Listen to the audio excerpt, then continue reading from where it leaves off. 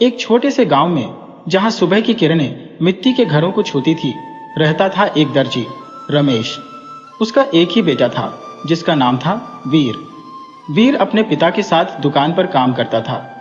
सुबह से शाम तक कपड़े सीलने और सुधारने की आवाज ही उनकी दुकान से आती थी। एक दिन वीर दुकान पर अकेला बैठा हुआ था।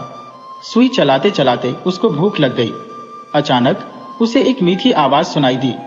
आम का अचार, इमली की चटनी, मीठा मीठा मुरब्बा। वीर ने झट से दुकान से बाहर झांका। एक रंगीन साड़ी पहने महिला सिर पर टोकरी संभाले गांव की गलियों में मुरब्बा बेच रही थी। वीर के मुंह में पानी भर आया। उसने सोचा, आज तो पिताजी बाजार गए हैं, थोड़ा मुरब्बा खा लूं। लेकिन उसकी जेब खाली थी। थोड़ी देर सोचने के बाद उसने दुकान के पीछे से एक छोटा सा टुकड़ा कपड़े का काट लिया और उसे महिला को दे दिया। महिला ने खुशी से मुरब्बा का एक डिब्बा वीर को थमा दिया। वीर दुकान के अंदर वापस आया और मुरब्बा खाने लगा। मीठे के साथ ही उसकी परेशानी भी शुरू हुई। मक्खियां मुरब्बे की खुशबू से आकर्षित होकर इधर उधर मंडराने लगी। कुछ देर में डिब्बे पर ही बैठ गईं। वीर गुस्से में आ गया। उसने एक मक्खी को मारा, फिर दूसरी को, और देखते ही देखते 7 मक्खियां मर चुकी थी। वीर को लगा कि उसने कोई बड़ा कारनामा कर दिया है। उसने सोचा, अगर गांव वालों को पता चले कि मैंने एक ही बार में 7 मक्खियों को मार गिराया है तो वे मुझे कितना बहादुर समझेंगे।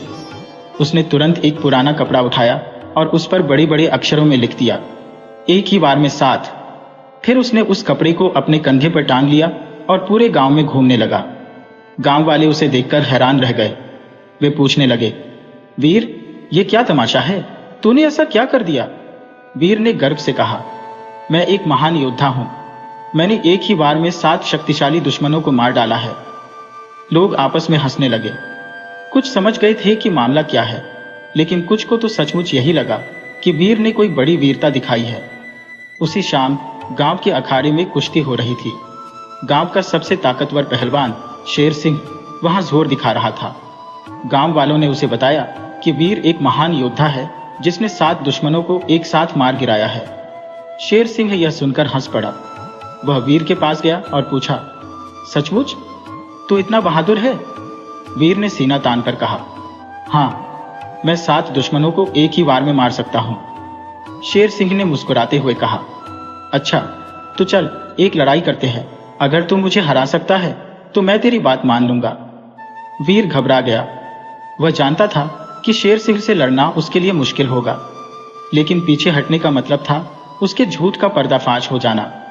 वीर ने सोचा, मुझे अपनी चतुराई से काम लेना होगा। उसने शेर सिंह को जवाब दिया, मैं तुझसे जरूर लड़ूंगा, परंतु मेरी लड़ाई का तरीका थोड़ा अलग है। मैं तुम्हारी ताकत का इस्तेमाल ही तुम्हारे खिलाफ करूंगा। शेर सिंह को यह बात अजीब लगी, पर वह मान गया। दोनों अखाड़े के बीच में खड़े हो गए। गांव वाले उत्सुकता से देखने लगे। वीर ने शेर सिंह से कहा, मैं तुम्हें एक पहेली दूंगा। अगर तुम इसका जवाब दे सके तो मैं हार मान लूंगा, पर अगर नहीं दे पाए तो तुझे हार मानना पड़ेगा। शेर सिंह ने घमंड से कहा, बोल, क्या पहेली है? मैं किसी भी पहेली को सुलझा सकता हूं। वीर ने मुस्कुराकर कहा, पहेली यह है, एक गोल चीज है जिसके चारों ओर धागा लपेटा होता है। उसे जितना खींचते हो उतना ही छोटा होता जाता है। बताओ वह क्या है? शेर सिंह सिर खुजाने लगा। वह सोचता रहा, पर उसे इसका जवाब नहीं सूझा। उसने गांव वालों को भी देखा, पर उनमें से भी कोई जवाब नहीं दे पाया। थोड़ी देर बाद शेर सिंह ने हार मान ली। उसने कहा, मैं हार गया, मुझे नहीं पता कि वह क्या है। वीर ने खुशी से कहा, वह है गुलेल, और तुम जानते हो, एक गुलेल ही तुम्हारी ताकत को तुम्हारे ही खिलाफ इस्तेमाल कर सकती है। जितनी ज्यादा ताकत से तुम पत्थर को फेंकने की कोशिश करोगे, उतनी ही तेजी से वह तुमसे दूर जाएगा। गांव वाले वीर की चतुराई से दंग रह गए। उन्होंने समझ लिया कि वीर असल में एक महान योद्धा नहीं है, पर उसकी बुद्धि बहुत तेज है।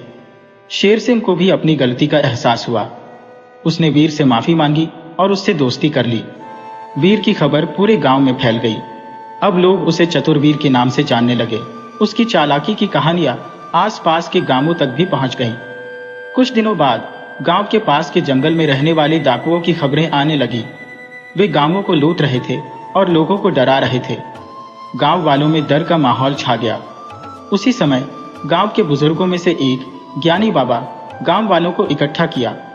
उन्होंने कहा, सुना है एक चतुर वीर हमारे गांव में रहता है, शायद वही हमें इन डाकुओं से बचा सकता है। गांव वालों को यह बात अच्छी लगी। उन्होंने वीर को ढूंढ निकाला और उससे मदद मांगी। वीर ने सोचा, अब तो मुझे कुछ करना ही पड़ेगा। उसने गांव वालों से कहा, मैं उनकी मदद जरूर करूंगा, पर मुझे थोड़ा समय चाहिए। वीर ने अगले कुछ दिन जंगल की रेकी करने में बिताए। उसने जंगल के रास्तों को समझा और डाकुओं के ठिकाने का पता लगाया। फिर उसने एक तरकीब निकाली। उसने गांव के कुछ लोगों को इकट्ठा किया और उनसे कहा, मैं डाकुओं के पास जाऊंगा और उन्हें बताऊंगा कि हमारे गांव में सोने का बहुत बड़ा भंडार है। वे लालच में आकर यहां आएंगे, तब तुम सब उन्हें पकड़ लेना। गांव वाले थोड़े हिचके, पर वीर की चतुराई पर उन्हें भरोसा था। उन्होंने उसकी बात मान ली। वीर जंगल की तरफ निकल पड़ा। रास्ते में उसे एक बंदर का झुंड मिला। वह बंदरों से बहुत अच्छा व्यवहार करता था, इसलिए वे उससे डरते नहीं थे। वीर ने बंदरों के सरदार से मदद मांगी। उसने कहा, डाकुओं को हमारे गांव तक लाने में मेरी मदद करो। बंदरों के सरदार को यह मजेदार लगा। उसने अपने झुंड को आदेश दिया कि वे वीर की मदद करें। वीर जंगल में आगे बढ़ा। बंदर उसके पीछे पीछे कूदते और पेड़ों से लटकते हुए उसको रास्ता दिखा रहे थे। थोड़ी देर बाद वीर डाकुओं के डेरे के पास पहुंच गया। उसने दूर से देखा कि डाकू आग के पास बैठकर खाना खा रहे थे। उनके सरदार का नाम था लोहा सिंह। वीर ने अपनी आवाज को ऊंचा करके कहा, हे लोहा सिंह, मैं एक गांव से आया हूं जहां सोने का बहुत बड़ा भंडार है। गांव वाले बहुत कमजोर हैं और उसकी रक्षा नहीं कर सकते। मैंने सोचा कि तुम्हें सूचित कर दूं। लोहा सिंह चौंक गया। सोने का लालच उसके मन में कौंध गया। उसने अपने आदमियों को आदेश दिया कि वे वीर को पकड़ें और उस गांव के बारे में और पता करें। वीर को पकड़ लिया गया। लोहा सिंह ने उससे पूछा, कौन सा गांव? कहां है वह सोने का भंडार? वीर ने जवाब दिया, वह गांव बहुत दूर है, रास्ता भी काफी कठिन है, मगर मैं तुम्हें वहां तक ले जा सकता हूं। लोहा सिंह ने सोचा कि अगर वह वीर को मार देता है तो सोना हाथ नहीं लगेगा, इसलिए उसने वीर को अपने साथ रखने का फैसला किया। अगले दिन सुबह होते ही लोहा सिंह अपने आदमियों के साथ वीर के पीछे चल पड़ा। बंदरों का झुंड भी पेड़ों पर कूदते हुए उनका पीछा कर रहा था। वीर जंगल के रास्तों से होकर चलता रहा। उसने ऐसे रास्ते चुने जो कठिन और पेचीदा थे। डाकू परेशान होने लगे। उन्हें लगा कि वीर उन्हें गुमराह कर रहा है, लेकिन वीर रास्ता जानता था। वह धीरे धीरे अपने गांव की तरफ बढ़ रहा था। कई घंटों बाद वे एक पहाड़ी के पास पहुंचे, जहां गांव वाले पहले से वीर और डाकुओं का इंतजार कर रहे थे। पहाड़ी के नीचे एक नदी बह रही थी। नदी के पार ही वीर का गांव दिख रहा था। वीर ने कहा, सोने का भंडार उस पहाड़ी के पीछे है, पर वहां जाने के लिए हमें नदी पार करनी होगी। लोहा सिंह ने अपने कुछ आदमियों को नदी पार करने का आदेश दिया, पर नदी का पानी बहुत तेज था। जैसे ही कुछ डाकू नदी में उतरे, उन्हें पानी का बहाव ले गया। अचानक बंदरों का झुंड पेड़ों से नीचे उतरा और डाकुओं पर हमला कर दिया। बंदरों ने डाकुओं को काटा और उनका सामान छीन लिया। डाकू घबराकर भागने लगे। लोहा सिंह गुस्से से तिलमिला उठा। उसने वीर को मारने के लिए अपनी तलवार निकाली। वीर पीछे हट गया और बोला, तुम मुझे मार दोगे तो सोना कैसे मिलेगा? उसी समय गांव के लोग भी वहां आ पहुंचे। वे लाठी डंडे लेकर डाकुओं को भगाने लगे। लोहा सिंह अकेला पड़ गया। उसने हार मान ली और अपने बाकी आदमियों के साथ जंगल की तरफ भाग गया। गांव वालों बहुत खुश थे कि उसने उनकी रक्षा की। उन्होंने वीर को गांव का नायक घोषित कर दिया। वीर की खबर राजा के दरबार तक भी पहुंच गई। राजा को भी वीर की चतुराई के बारे में पता चला। राजा उस समय एक बड़ी समस्या से जूझ रहा था। उसके राज्य में एक भयानक राक्षस रहता था जो गांवों को तबाह कर रहा था। राजा ने वीर को अपने दरबार में बुलावा भेजा। वीर थोड़ा घबराया हुआ था, क्योंकि राजा के दरबार का माहौल उसके लिए बिल्कुल नया था। लेकिन गांव वालों के सम्मान और भरोसे को बनाए रखने के लिए उसने राजा से मिलने का फैसला किया। दरबार में पहुंचकर वीर ने राजा को प्रणाम किया। राजा ने मुस्कुराते हुए कहा, वीर, मैंने तुम्हारी चतुराई के बारे में बहुत सुना है। तुमने डाकुओं को कैसे हराया, यह कहानी पूरे राज्य में फैल चुकी है। वीर ने नम्रता से कहा, महाराज, आपकी कृपा है, मैंने बस अपनी बुद्धि का इस्तेमाल किया। राजा ने कहा, मुझे तुम्हारी इसी बुद्धि की जरूरत है। हमारे राज्य में एक भयानक राक्षस रहता है। वह जंगलों में रहता है और गांवों पर हमला करके लोगों को मारता है और संपत्ति लूटता है। सेना के कई बहादुर योद्धा उस राक्षस को मारने में नाकामयाब रहे हैं। वीर ने पूछा, वह राक्षस कैसा दिखता है? महाराज, राजा ने कहा, वह बहुत बड़ा और डरावना है। उसके दांत लोहे के समान कठोर हैं और उसकी आंखें आग की तरह जलती हैं। वीर थोड़ा डर गया, लेकिन उसने राजा को अपना डर जाहिर नहीं किया। उसने कहा, महाराज, मैं कोशिश करूंगा कि उस राक्षस को मार डालूं। राजा वीर की हिम्मत से खुश हुआ। उसने वीर को सेनापति की उपाधि दी और उसे राक्षस को मारने के लिए एक सेना दी। वीर सेना लेकर जंगल की तरफ रवाना हुआ। रास्ते में उसे वही बंदरों का झुंड मिला जिसने उसकी डाकुओं से लड़ाई में मदद की थी। बंदरों के सरदार ने वीर को राक्षस के बारे में जानकारी दी। बंदरों के सरदार ने बताया, राक्षस एक गुफा में रहता है। उस गुफा के पास जाने पर बहुत जोर से गंध आती है और हाँ, राक्षस को आग से बहुत डर लगता है। यह जानकारी वीर के लिए बहुत उपयोगी साबित हुई। उसने एक तरकीब सोची। उसने अपनी सेना के कुछ जवानों को जंगल से सूखी लकड़ियां इकट्ठी करने का आदेश दिया। फिर वीर सेना लेकर राक्षस की गुफा के पास पहुंचा। वहां वाकई में बहुत जोरों की सरांत आ रही थी। सैनिकों के मुंह पर कपड़े बंधे हुए थे। वीर ने आदेश दिया कि गुफा के मुंह पर जितनी जल्दी हो सके लकड़ियों का ढेर लगाया जाए। फिर उसने लकड़ियों को आग लगा दी। आग की लपटें तेजी से ऊपर उठी। गुफा के अंदर से राक्षस की जोरदार दहाड़ सुनाई दी। राक्षस आग से बचने के लिए गुफा से बाहर निकल आया।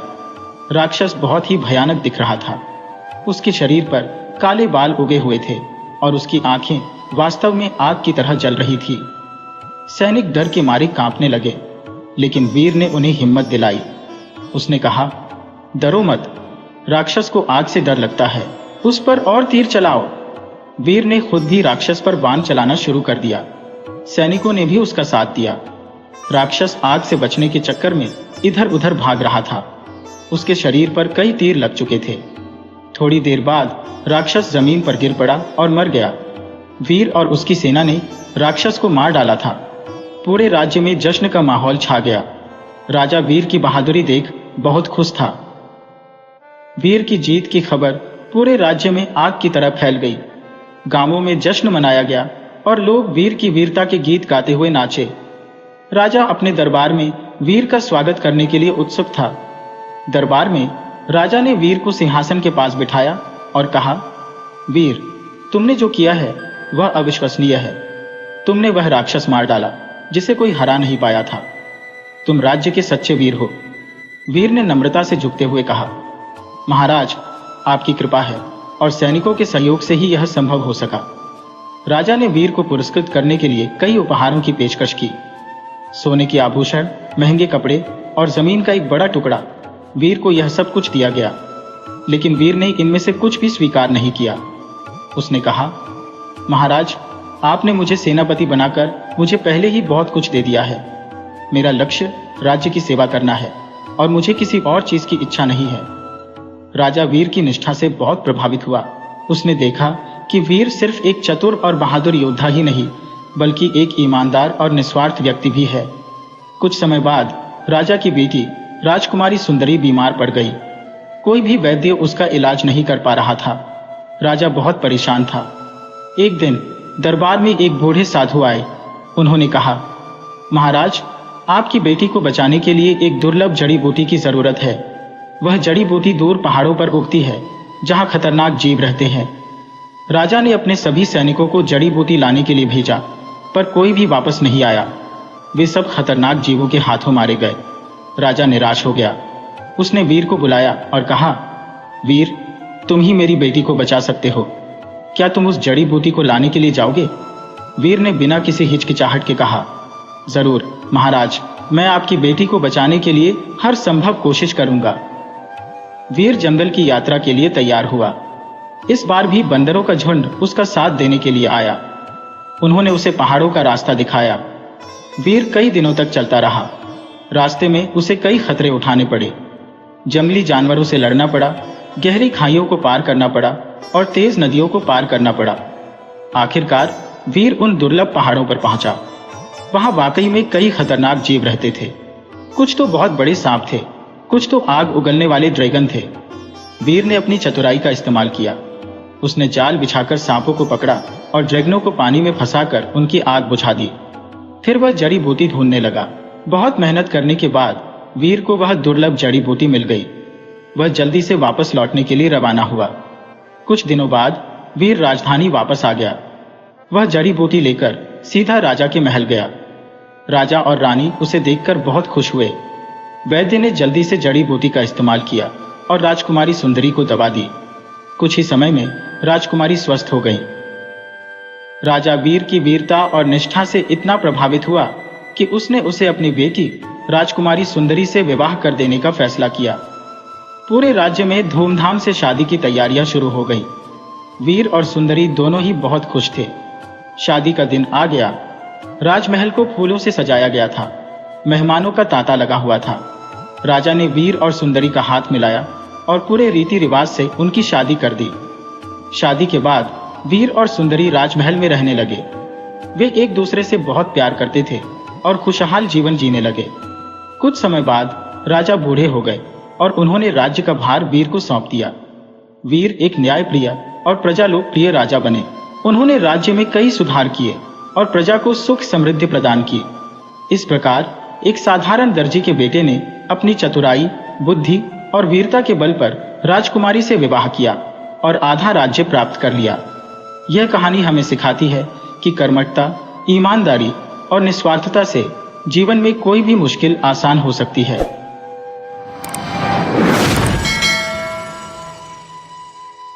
कई वर्ष बीत चुके थे। वीर और रानी सुंदरी शांतिपूर्वक राज्य का संचालन कर रहे थे। राज्य में खुशहाली लहरा रही थी।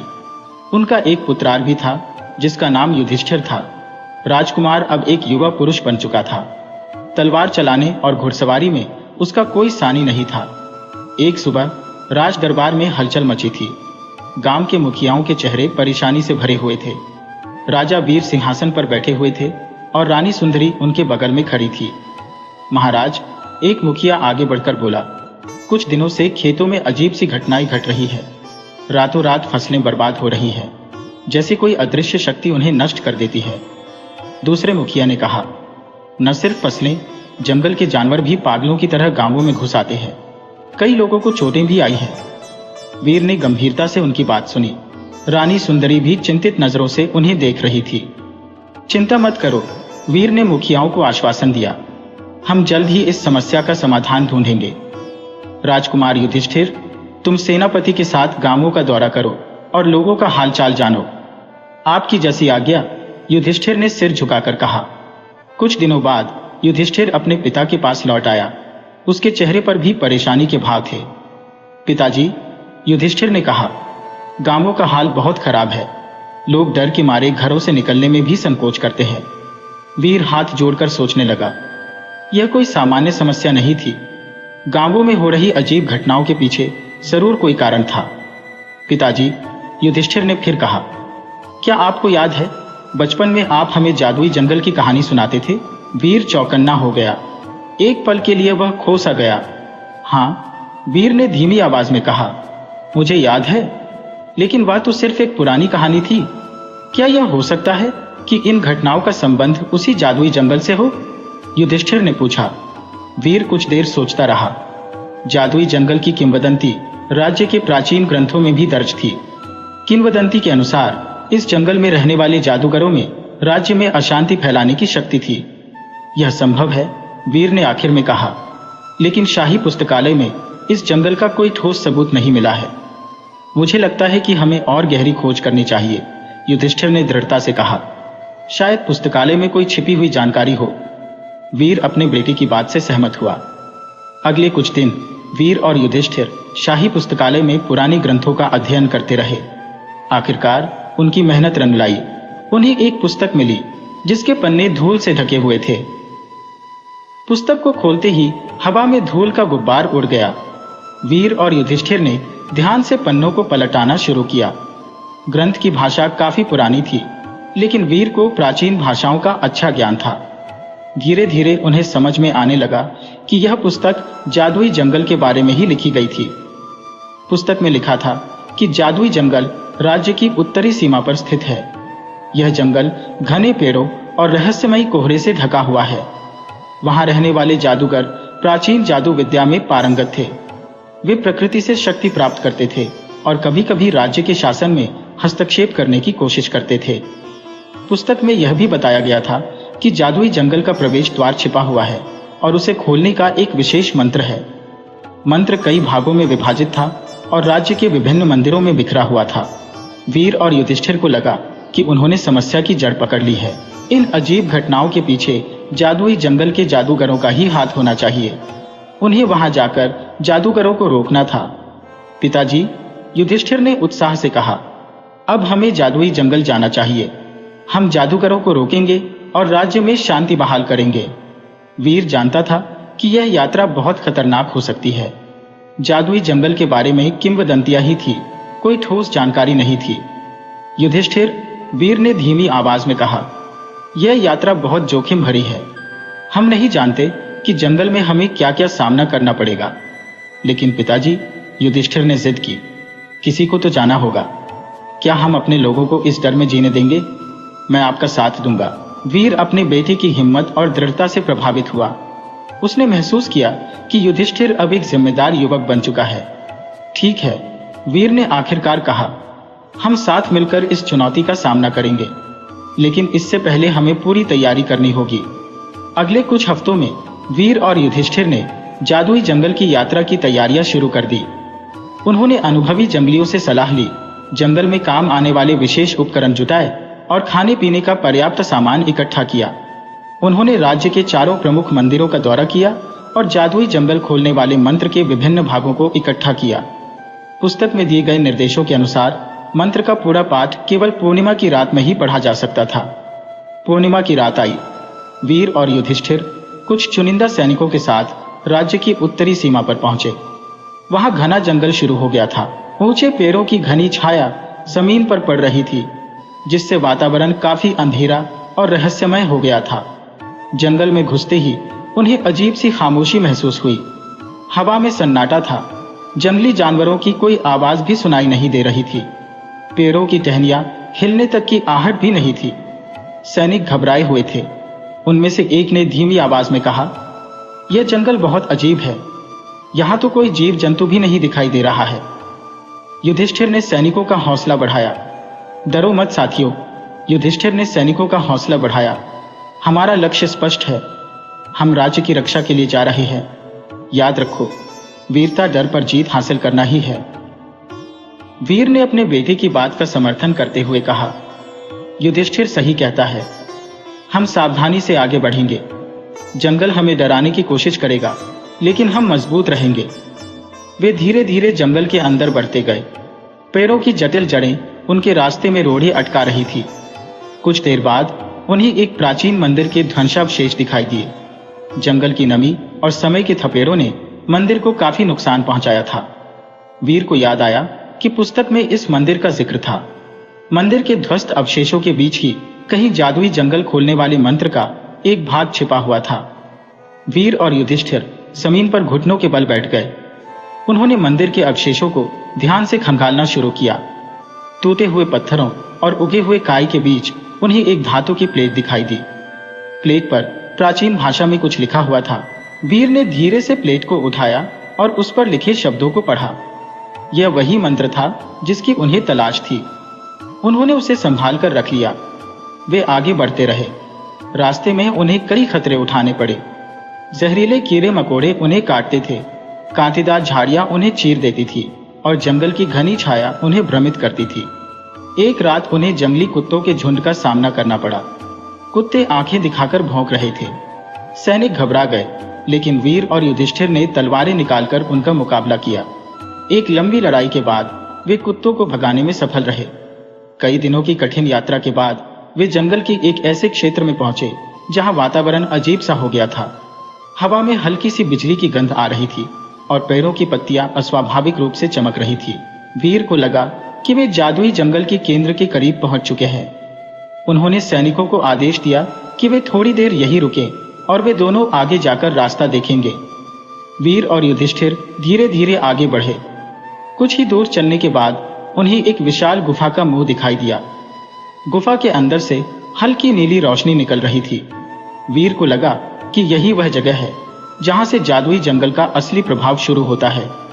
उन्होंने एक दूसरे को हौसला दिया और गुफा के अंदर जाने का फैसला किया। गुफा के अंदर का वातावरण और भी अजीब था। नीली रोशनी चमकते हुए क्रिस्टल से आ रही थी जो गुफा की दीवारों में जड़े हुए थे। हवा में जादुई ऊर्जा का संचार हो रहा था जिसे वीर साफ देख सकता था। थोड़ा आगे बढ़ने पर उन्हें एक चौराहे का सामना करना पड़ा।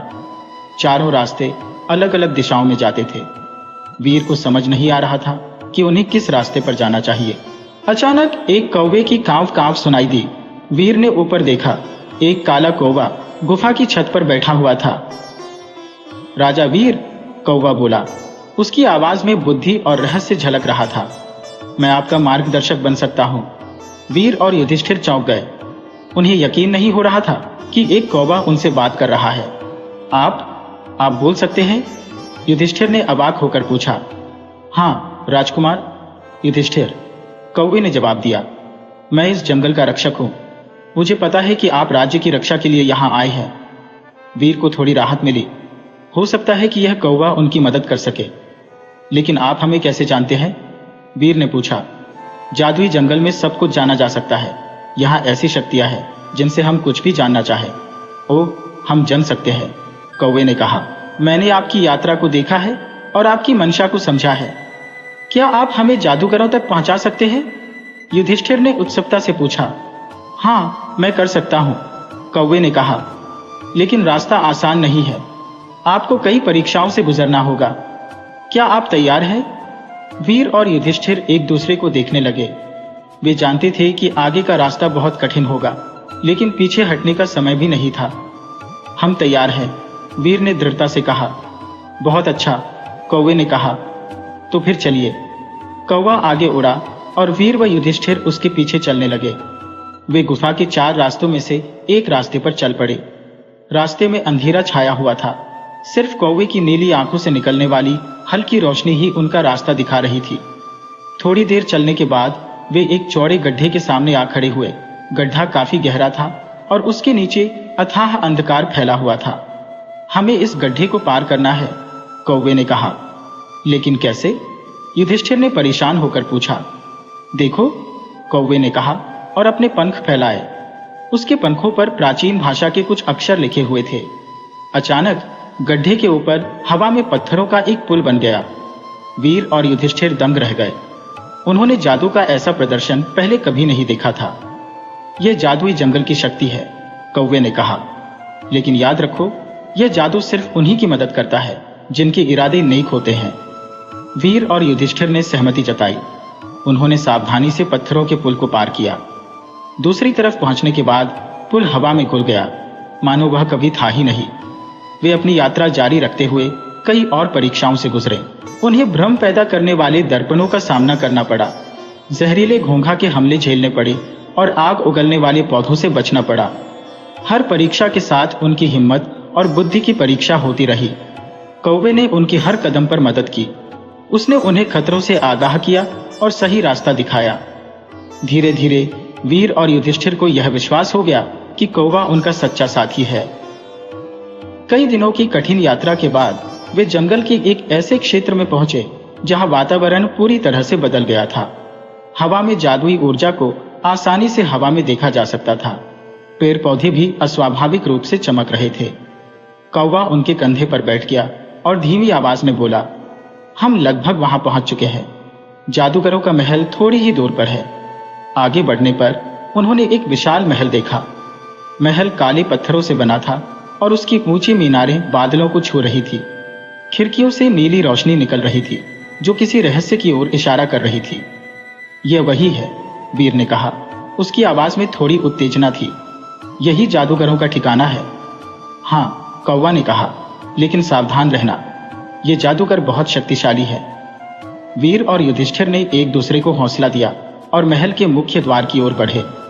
द्वार विशाल और भारी था, लेकिन किसी अदृश्य शक्ति से धीरे से खुल गया। महल के अंदर का वातावरण अजीब था। हर तरफ क्रिस्टल लगे हुए थे जो नीली रोशनी बिखेर रहे थे। दीवारों पर जादुई चिन्ह बने हुए थे जो वीर को समझ नहीं आ रहे थे। वे महल के गलियारों से होते हुए आगे बढ़ते रहे। रास्ते में उन्हें कोई नहीं मिला। महल सन्नाटे में डूबा हुआ था। अचानक एक गहरी आवाज गूंजी, आखिरकार तुम आ ही गए। वीर और युधिष्ठिर चौंक गए। आवाज कहां से आ रही थी यह समझ नहीं आ रहा था। उन्होंने इधर उधर देखा लेकिन कोई दिखाई नहीं दिया। हम तुमसे बात कर रहे हैं, आवाज फिर गूंजी, इस बार थोड़ा गुस्से से भरी हुई। वीर ने कहा, तुम कौन हो? राज्य में अशांति फैलाने वाला असली अपराधी कौन है? हम वही हैं जिन्हें तुम ढूंढ रहे हो, आवाज आई। हम जादूगर हैं और इस राज्य के असली शासक। एक तेज रोशनी चमकी और महल के बड़े हॉल के बीचों बीच दो व्यक्ति प्रकट हुए। दोनों बूढ़े थे। उनकी लंबी दाढ़ियां और चमकती आंखें थी। उनके वस्त्र जादुई चिन्हों से सजे हुए थे। वीर और युधिष्ठिर सतर्क हो गए। उन्होंने तलवारें निकाल ली। हमें पता चला है कि तुम राज्य में अशांति फैला रहे हो, युधिष्ठिर ने कहा। तुम्हें ऐसा करने से रोका जाएगा। जादूगरों में से एक हंसने लगा। उसकी हंसी डरावनी थी। तुम मूर्ख हो, जादूगर ने कहा। यह राज्य कमजोर है और इसके लायक शासक नहीं है। हम ही असली शासक हैं और हम राज्य को उसकी खोई महिमा दिलाएंगे। वीर ने कहा, तुम्हारा तरीका गलत है। तुम लोगों को डराकर और परेशान करके राज्य भला नहीं कर सकते। दूसरा जादूगर आगे आया। उसकी आंखों में क्रोध की चमक थी। चुप रहो, जादूगर गरजाया। अब तुम दोनों हमारे कैदी हो। हम तुम्हें सबक सिखाएंगे कि जादूगरों को चुनौती देने का क्या परिणाम होता है। जादूगर ने अपने हाथ ऊपर उठाए और कमरे में नीली बिजली चमकने लगी। वीर और युधिष्ठिर को लगा कि अब उनकी हार निश्चित है। नीली बिजली कमरे में तेजी से कौंध रही थी, लेकिन वीर और युधिष्ठिर डरे नहीं थे। उन्होंने एक दूसरे को दृढ़ता से देखा। युधिष्ठिर ने तलवार को और मजबूती से पकड़ा और वीर ने अपनी ढाल को ऊपर उठा लिया। अचानक कौवे की आवाज कमरे में गूंजी। रुको! जादूगरों ने हाथ रोक लिए और गुस्से से कौवे की तरफ देखा। तुम यहां क्या कर रहे हो? एक जादूगर ने पूछा। मैंने ही उन्हें यहां पहुंचाया है, कौवा बोला। लेकिन मुझे नहीं लगता था कि तुम इतनी जल्दी उन पर हमला कर दोगे। दूसरे जादूगर ने व्यंग से कहा, तुम हमें क्या सिखाओगे, छोटे से कौवे? कौवा निर्भय होकर बोला, मैं तुम्हें सिखा सकता हूं कि असली शक्ति ताकत या जादू में नहीं, बल्कि नेक इरादों और लोगों की भलाई के लिए किए गए कार्यों में होती है।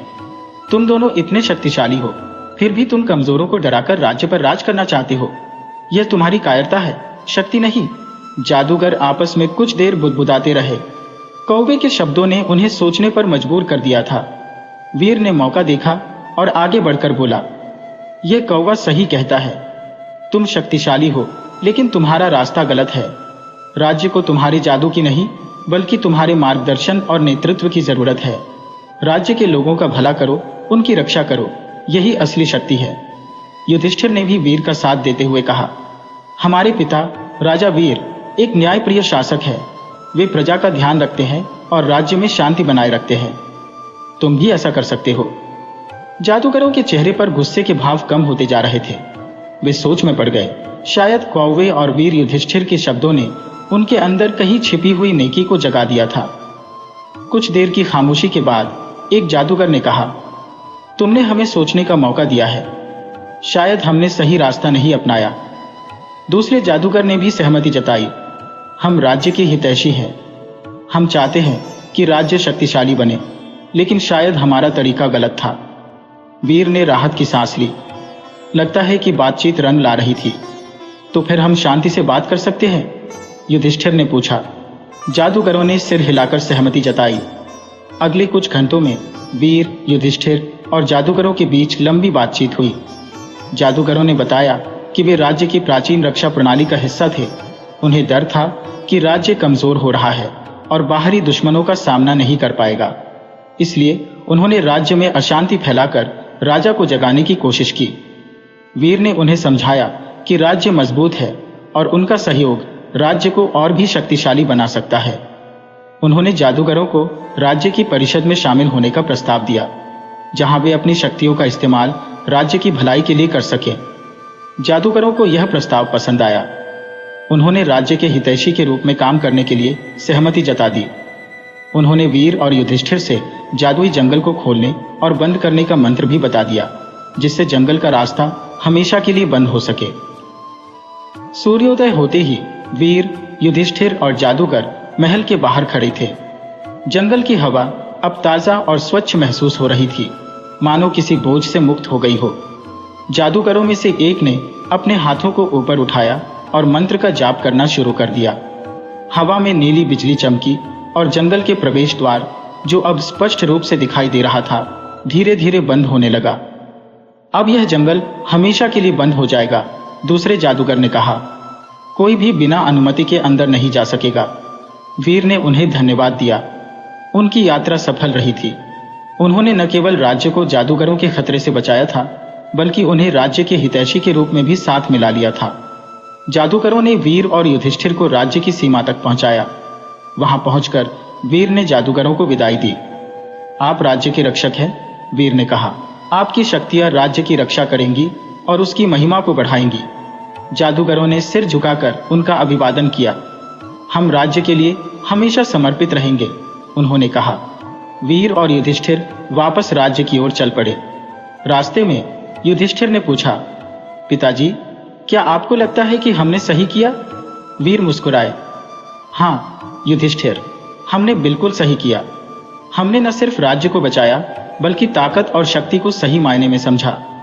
असली शक्ति दूसरों को डराने धमकाने में नहीं, बल्कि उनके सहयोग में होती है। कुछ दिनों बाद वीर और युधिष्ठिर राजधानी लौट आए। राज्य के लोग उन्हें बहुत खुश होकर मिले। उन्होंने जादुई जंगल की यात्रा और राज्य को बचाने की उनकी वीरता की कहानियां सुनी। जादूगर भी राज्य की परिषद में शामिल हो गए। उनकी सलाह और जादुई शक्तियों ने राज्य को और भी मजबूत बना दिया। राज्य शांति और समृद्धि से भर गया। कई साल बीत गए। वीर बूढ़े हो गए और युधिष्ठिर युवा राजा बन गया। जादूगर हमेशा राज्य के साथ रहे, राज्य की रक्षा करते हुए और अपनी शक्तियों का इस्तेमाल जन कल्याण के लिए करते हुए। वीर और युधिष्ठिर की कहानी पूरे राज्य में प्रचलित हो गई। ये एक ऐसी कहानी थी जिसमें साहस, बुद्धि, सहयोग और नेक इरादों की जीत हुई थी। यह कहानी पीढ़ी दर पीढ़ी सुनाई जाती रही। ये याद दिलाती रही कि असली ताकत दिल में होती है, न कि जादू में।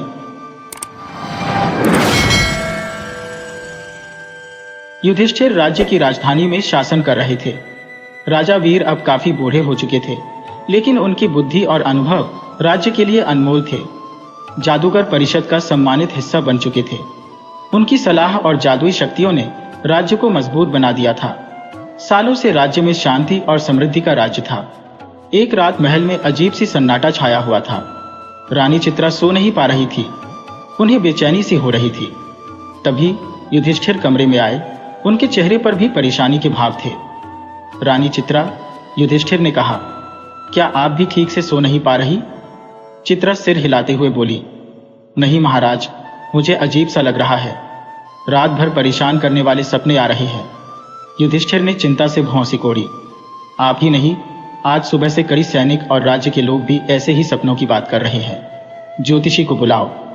कुछ देर बाद ज्योतिषी महल में उपस्थित हुए। उनकी आंखों में चिंता साफ झलक रही थी। महाराज, ज्योतिषी ने सिर झुकाते हुए कहा, मैंने सितारों का अध्ययन किया है।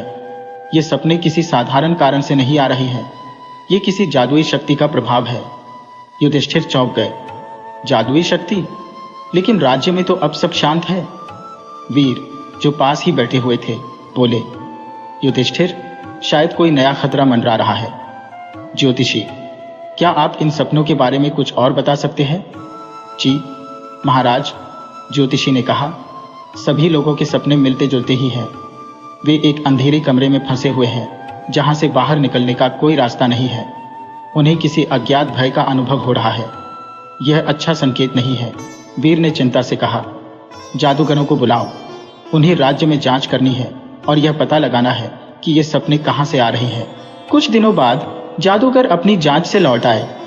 उनके चेहरे पर गंभीरता थी। महाराज, एक जादूगर ने कहा, हमने राज्य की सीमा के पास जंगल में एक रहस्यमयी व्यक्ति को पाया है। वह एक गुफा में रहता है और उसके पास एक जादुई दर्पण है। जादुई दर्पण? युधिष्ठिर ने अचंभा से पूछा। दूसरे जादूगर ने कहा, जी महाराज, वह दर्पण लोगों के सपनों में घुसकर उन्हें डरा रहा है।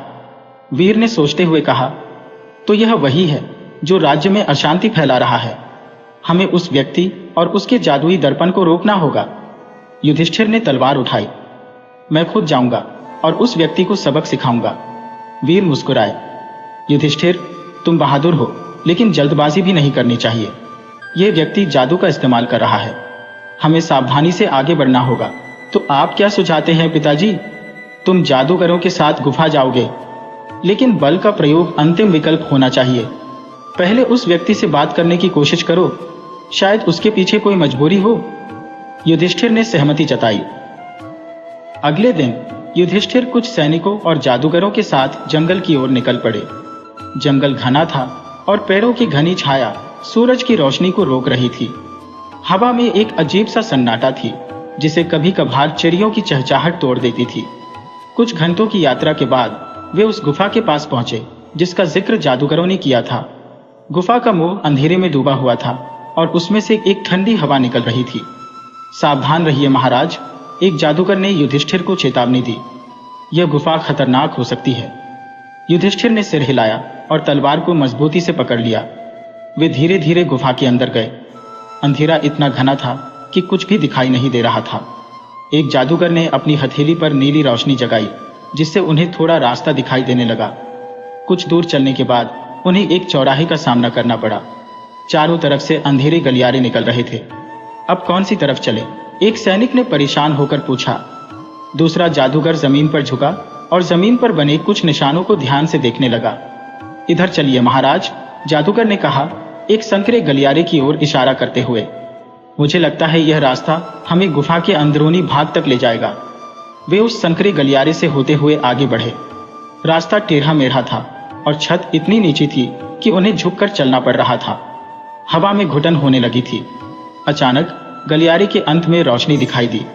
वे तेजी से आगे बढ़े और एक बड़े कक्ष में पहुंच गए। कक्ष की दीवारों पर मशालें जल रही थी, जिससे कमरा रोशनी से भर गया था। कक्ष के बीचों बीच एक मंच बना हुआ था और उस पर एक व्यक्ति बैठा हुआ था। वह व्यक्ति काफी बूढ़ा था। उसकी लंबी सफेद दाढ़ी और गहरी आंखें थी। उसके सामने एक मेज पर एक अलंकृत धातु का ढक्कन वाला डिब्बा रखा हुआ था। युधिष्ठिर ने सतर्क होकर तलवार निकाल ली। तुम कौन हो? बूढ़ा आदमी मुस्कुराया। उसकी मुस्कान में कुछ रहस्य छिपा हुआ था। मैं राहुल हूं, उसने जवाब दिया। और तुम युधिष्ठिर, इस राज्य के राजा। युधिष्ठिर चौंक गए। तुम मुझे कैसे जानते हो? इस राज्य में होने वाली हर चीज की मुझे खबर है, राहुल ने जवाब दिया। तो क्या तुम वही हो जो लोगों को डराने वाले सपने दिखा रहा है? युधिष्ठिर ने पूछा। राहुल ने धीरे से मेज पर रखे डिब्बे का ढक्कन खोला। अंदर एक चमकदार दर्पण था। हाँ, राहुल ने कहा, यह मेरा जादुई दर्पण है। मैं इसका इस्तेमाल करके लोगों के सपनों में घुसकर उन्हें डरा रहा हूं। युधिष्ठिर ने गुस्से से कहा, तुम ऐसा क्यों कर रहे हो? इससे राज्य में अशांति फैल रही है। राहुल ने एक लंबी सांस ली। मैं राज्य को बचाने की कोशिश कर रहा हूं। युधिष्ठिर और जादूगर हैरान रह गए। राज्य को बचाने की कोशिश? युधिष्ठिर ने अविश्वास से पूछा। तुम लोगों को डराकर राज्य की रक्षा कैसे कर रहे हो? राहुल ने एक उदास मुस्कान बिखेरी।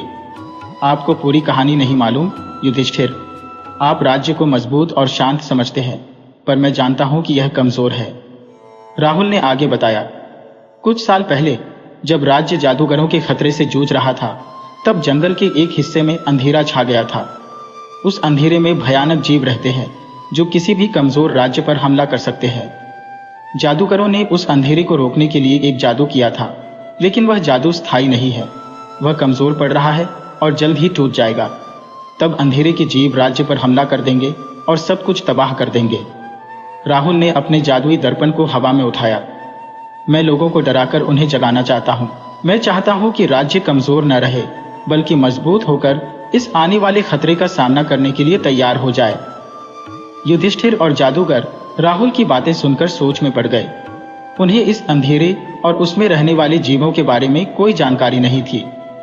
जादूगरों में से एक ने पूछा, लेकिन लोगों को डराना ही तो इसका एकमात्र रास्ता नहीं है। आप राज्य को सीधे तौर पर आने वाले खतरे के बारे में चेतावनी दे सकते थे। राहुल ने सिर हिला दिया। नहीं, यह संभव नहीं है। अगर मैं लोगों को सीधे बता देता तो वे घबरा जाते। राज्य में अराजकता फैल जाती। डर लोगों को जगाता है, उन्हें सतर्क करता है। युधिष्ठिर राहुल की बातों को समझने की कोशिश कर रहा था। राहुल राज्य को बचाने की बात कर रहा था, लेकिन उसका तरीका गलत था। लोगों को डराना सही नहीं था। कुछ देर की खामोशी के बाद युधिष्ठिर ने कहा, राहुल, तुम्हारी चिंता जायज है। राज्य को मजबूत बनाने की जरूरत है, लेकिन लोगों को डराने का तरीका गलत है। हम मिलकर कोई और रास्ता निकाल सकते हैं। राहुल ने युधिष्ठिर की बातों पर विचार किया। वह थोड़ा नरम पड़ा। शायद युधिष्ठिर और जादूगर उसकी मदद कर सकते थे। अच्छा, राहुल ने कहा, तो आप मुझे बताइए, राज्य को मजबूत बनाने के लिए हम क्या कर सकते हैं? युधिष्ठिर मुस्कुराया। सबसे पहले तुम लोगों को डराना बंद करो। हम राज्य की सेना को और मजबूत बनाएंगे। जादूगर अपनी शक्तियों का इस्तेमाल राज्य की रक्षा के लिए करेंगे। साथ ही राज्य की जनता को भी आने वाले खतरे के बारे में बताएंगे, लेकिन उन्हें डराने के बजाय उन्हें तैयार करेंगे। राहुल ने सोच विचार किया। युधिष्ठिर की योजना उसे ज्यादा बेहतर लग रही थी। ठीक है, राहुल ने सहमति जताई। मैं तुम्हारी बात मानता हूं। मैं लोगों को डराना बंद कर दूंगा, लेकिन तुम वादा करो कि राज्य को मजबूत बनाने के लिए तुम पूरी कोशिश करोगे। वादा करता हूं, युधिष्ठिर ने दृढ़ता से कहा। इस तरह युधिष्ठिर और राहुल के बीच एक समझौता हो गया। राहुल ने लोगों को डराना बंद कर दिया। युधिष्ठिर ने राज्य की सेना के प्रशिक्षण को और तेज कर दिया। जादूगरों ने राज्य की रक्षा के लिए जादुई सुरक्षा कवच तैयार करना शुरू कर दिया। साथ ही राज्य की जनता को आने वाले खतरे के बारे में सतर्क किया गया, ताकि वे भी मुसीबत के समय मदद के लिए तैयार रहे। राज्य में फिर से शांति लौट आई थी, लेकिन लोगों के मन में अभी भी आने वाले खतरे की आशंका बनी हुई थी। राहुल गुफा से बाहर निकल आया था।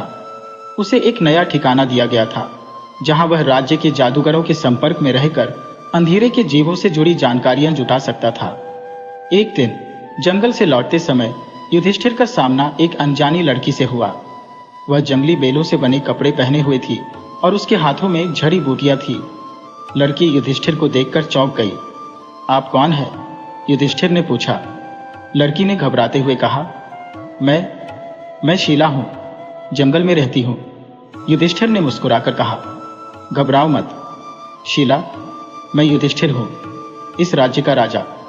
धीरे धीरे शीला शांत हुई।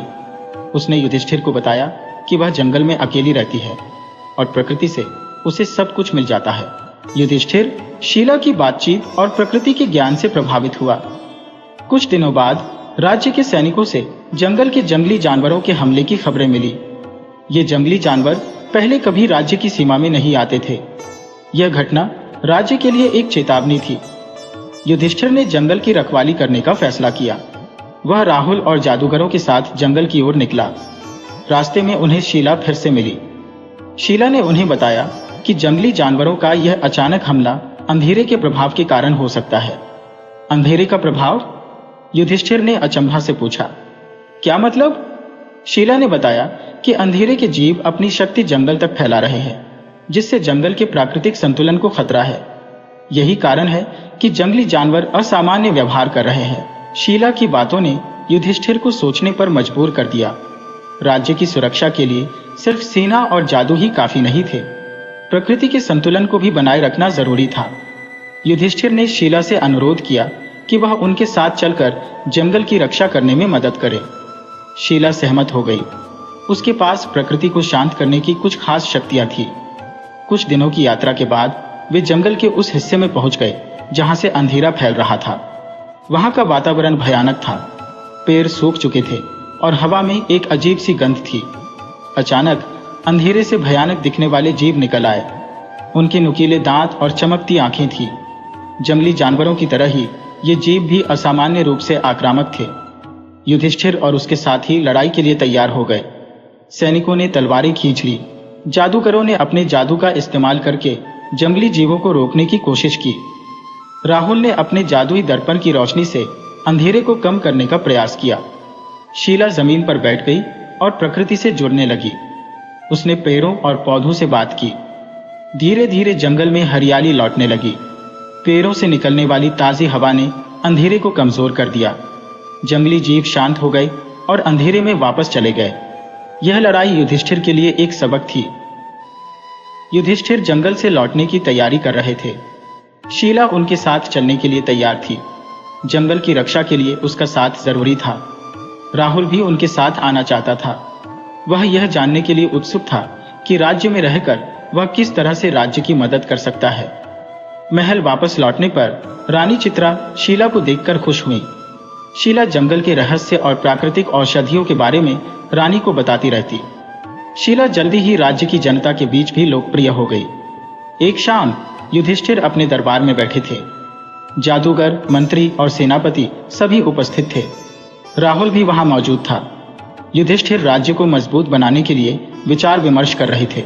हमने जंगल की सीमा पर सुरक्षा बढ़ा दी है, सेनापति ने कहा, लेकिन हमें यह भी पता लगाना चाहिए कि अंधेरे के जीवों की कमजोरी क्या है, तभी हम उन पर कोई स्थायी प्रहार कर सकते हैं। राहुल आगे बढ़कर बोला, मुझे लगता है कि मेरा जादुई दर्पण इसमें मदद कर सकता है। यह सुनकर युधिष्ठिर चौंक गए। तुम्हारा जादुई दर्पण? लेकिन तुमने तो लोगों को डराना बंद कर दिया था। राहुल ने मुस्कुराते हुए कहा, जी महाराज, अब मैं इसका इस्तेमाल अंधेरे के रहस्यों को जानने के लिए करूंगा। शायद दर्पण में हमें कोई सुराग मिल जाए। युधिष्ठिर ने राहुल की बात को स्वीकार कर लिया। अगले कुछ दिन राहुल अपने जादुई दर्पण में अंधेरे के जीवों को ढूंढता रहा। वह उनकी कमजोरियों को खोजने की कोशिश कर रहा था। एक रात राहुल उत्तेजित होकर युधिष्ठिर के कक्ष में आया। उसके चेहरे पर खुशी झलक रही थी। महाराज, मुझे कुछ पता चला है, उसने कहा। अंधेरे के जीवों की एक कमजोरी है, वे सूर्य के प्रकाश को सह नहीं सकते। अगर हम सूर्य के प्रकाश को अंधेरे में पहुंचा सके तो उन्हें काफी कमजोर कर सकते हैं। यह जानकारी युधिष्ठिर और जादूगरों के लिए बहुत उपयोगी थी। अब उनके पास अंधेरे के जीवों से लड़ने की एक रणनीति थी। कुछ दिनों की मेहनत के बाद जादूगरों ने एक ऐसा जादुई यंत्र बना लिया जो सूर्य के प्रकाश को जलाकर उसे अंधेरे तक पहुंचा सकता था। यह यंत्र काफी बड़ा था और इसे ले जाने के लिए एक मजबूत गाड़ी की जरूरत थी। युधिष्ठिर ने शीला को भी इस योजना में शामिल होने का निवेदन किया। शीला जंगल के रास्तों को अच्छी तरह जानती थी और प्रकृति की मदद से रास्ते में आने वाली किसी भी बाधा को दूर कर सकती थी। शीला युधिष्ठिर के साथ जाने के लिए तैयार हो गई। राहुल भी उनके साथ जाना चाहता था। युधिष्ठिर थोड़ा हिचकिचाए, लेकिन राहुल ने उन्हें विश्वास दिलाया कि वह अब राज्य के हितैषी के रूप में काम करेगा। अगले दिन युधिष्ठिर, शीला, राहुल, जादूगर और सैनिकों की एक टुकड़ी जंगल की ओर रवाना हो गई। उनका लक्ष्य अंधेरे को नष्ट करना और राज्य को हमेशा के लिए खतरे से मुक्त करना था। जंगल का रास्ता कठिन था, लेकिन शीला के मार्गदर्शन में वे तेजी से आगे बढ़ रहे थे। रास्ते में उन्हें कई खतरों का सामना करना पड़ा। जंगली जीवों के हमले और अंधेरे से निकलने वाले भयानक जीवों से, जंगली जानवरों और राक्षसी प्राणियों से लड़ना पड़ा। जादूगरों और सैनिकों ने मिलकर इन खतरों का सामना किया। यात्रा के कई दिनों बाद वे जंगल के उस हिस्से में पहुंच गए जहां से अंधेरा फैल रहा था। वहां का वातावरण पहले से भी भयानक हो गया था। हवा में घुटन होने लगी थी और चारों तरफ एक अजीब सी खामोशी थी। अचानक जमीन के नीचे से एक भयानक गर्जना सुनाई दी। जमीन हिलने लगी और अंधेरे से एक विशालकाय जीव निकल आया। उसके 3 सिर थे, प्रत्येक सिर पर लाल आंखें थी और उसके शरीर पर काली नुकीले बाल उगे हुए थे। यह अंधेरे का सरदार था जो अब तक छिपा हुआ था। उसकी दहाड़ से जंगल कांप उठा। सैनिक घबरा गए, उनमें से कुछ भागने लगे। युधिष्ठिर ने जोर से आवाज देकर उन्हें रोका, डरो मत, हम मिलकर इस राक्षस का सामना करेंगे। युधिष्ठिर ने तलवार निकाली और राक्षस की ओर लपका। जादूगरों ने अपने हाथों में जादुई चमक जगाई और राक्षस पर जादुई तीर बरसाए। राहुल ने अपने जादुई दर्पण को हवा में उठाया, जिससे अंधेरे में थोड़ी रोशनी फैल गई। शीला जमीन पर बैठ गई और उसने प्रकृति से मदद मांगी। पैरों की जड़ें जमीन से बाहर निकलकर राक्षस के पैरों को जकड़ने लगी। हवा में तेज हवाएं चलने लगी जो राक्षस को अस्थिर कर रही थी। लड़ाई भयंकर थी। राक्षस अपने विशाल पंजों से सैनिकों पर हमला कर रहा था। युधिष्ठिर और जादूगर भी कई बार राक्षस के हमलों से बाल बाल बचे, लेकिन शीला की मदद से धीरे धीरे राक्षस कमजोर पड़ने लगा। हवाओं के साथ सूर्य के प्रकाश की कुछ किरणें भी आ गई थी जो राक्षस की त्वचा को झुलसा रही थी। युधिष्ठिर ने इस मौके का फायदा उठाया। वह राक्षस के सामने खड़ा हुआ और उसने अपनी तलवार को ऊपर उठाया। राज्य की रक्षा के लिए, युधिष्ठिर ने जोर से चिल्लाया और उसने राक्षस के सीने में तलवार घोंप दी। राक्षस एक भयानक चीख निकालकर जमीन पर गिर पड़ा। उसकी मौत के साथ ही अंधेरा धीरे धीरे कम होने लगा। पेड़ पौधे फिर से हरे भरे हो गए और जंगल में जीवन लौट आया। युधिष्ठिर और उसके साथी थक चुके थे, लेकिन उनकी जीत हुई थी। उन्होंने अंधेरे के सरदार को मार डाला था और राज्य को हमेशा के लिए खतरे से मुक्त कर दिया था। कुछ देर बाद जादूगरों ने सूर्य के प्रकाश वाले जादुई यंत्र को जमीन पर रखा। यंत्र से निकलने वाली किरणें अंधेरे के स्रोत तक पहुंच गईं। अंधेरे का स्रोत एक विशाल गुफा थी। सूर्य के प्रकाश के असर से गुफा ढह गई और उसके साथ ही अंधेरा पूरी तरह से खत्म हो गया। जंगल में खुशी का माहौल छा गया। पेड़ पौधे आपस में सरसराने लगे, मानो वे भी इस जीत का जश्न मना रहे हो। शीला ने युधिष्ठिर की ओर देखा और मुस्कुराई। हमने कर दिया, उसने कहा। युधिष्ठिर ने सिर हिलाते हुए कहा, हाँ शीला, हमने मिलकर राज्य को बचा लिया। राहुल भी उनके पास आया। मुझे माफ करो युधिष्ठिर, उसने कहा। मैंने राज्य को डराकर गलती की, लेकिन अब मैं राज्य की रक्षा के लिए हमेशा तुम्हारे साथ रहूंगा। इसके बाद विजय गीत गाते हुए युधिष्ठिर और उनके साथी राज्य की राजधानी लौट आए। राज्यवासियों ने अपने राजा का भव्य स्वागत किया। सड़कों पर फूल बिछे थे और हर तरफ खुशी का माहौल था। महल में जश्न मनाया गया। रानी चित्रा शीला को देखकर बहुत खुश हुई। उन्होंने शीला को गले लगा लिया और राज्य की रक्षा में उसके योगदान के लिए धन्यवाद दिया। शीला भी महल में रहने लगी। उसने रानी चित्रा को जंगल के रहस्यों और औषधीय पौधों के बारे में बताना शुरू किया। जल्द ही शीला महल की सभी महिलाओं के बीच लोकप्रिय हो गई। युधिष्ठिर ने दरबार लगाया। जादूगरों और सैनिकों को उनकी वीरता के लिए सम्मानित किया गया। राहुल को भी राज्य की रक्षा में मदद करने के लिए सम्मानित किया गया। राहुल को राज्य में ही रहने का प्रस्ताव दिया गया ताकि वह जादूगरों के साथ मिलकर राज्य की रक्षा के लिए जादू का अध्ययन और प्रयोग कर सके। राहुल ने इस प्रस्ताव को स्वीकार कर लिया। वह अब राज्य के एक सम्मानित सदस्य बन गया था। शीला को जंगल की रक्षा का दायित्व सौंपा गया। वह नियमित रूप से जंगल का दौरा करती थी और किसी भी खतरे के संकेतों पर नजर रखती थी। प्रकृति के साथ उसके गहरे संबंध के कारण वह जंगल में होने वाली किसी भी असामान्य घटना को आसानी से पहचान सकती थी। कुछ समय बाद युधिष्ठिर ने राज्य के विस्तार की योजना बनाई। उन्होंने शीला से सलाह ली कि जंगल के किस हिस्से का विस्तार किया जा सकता है ताकि जंगल के पारिस्थितिकी तंत्र को नुकसान न पहुंचे। शीला ने युधिष्ठिर को सलाह दी कि वे जंगल के बाहरी इलाकों का ही विस्तार करें, जहां पेड़ पौधे कम घने हो। युधिष्ठिर ने शीला की सलाह मानी। राज्य का विस्तार हुआ, लेकिन जंगल को कोई नुकसान नहीं पहुंचा। कुछ साल बीत गए। राज्य शांति और समृद्धि से भरा हुआ था। युधिष्ठिर एक बुद्धिमान और न्यायप्रिय राजा के रूप में जाने जाते थे। राहुल राज्य के एक प्रसिद्ध जादूगर बन गए थे। शीला जंगल की रक्षक के रूप में जानी जाती थी। उनकी वजह से जंगल और राज्य के बीच एक मजबूत रिश्ता बना हुआ था। युधिष्ठिर की कहानी यह बताती है कि किसी भी खतरे का सामना करने के लिए एकता और सहयोग जरूरी है। साथ ही प्रकृति के साथ संतुलन बनाए रखना भी राज्य की मजबूती के लिए उतना ही महत्वपूर्ण है। युधिष्ठिर, शीला, राहुल और जादूगरों की एकता ने राज्य को बचा लिया और शांति स्थापित की। उनकी कहानी आने वाली पीढ़ियों को प्रेरणा देती रही।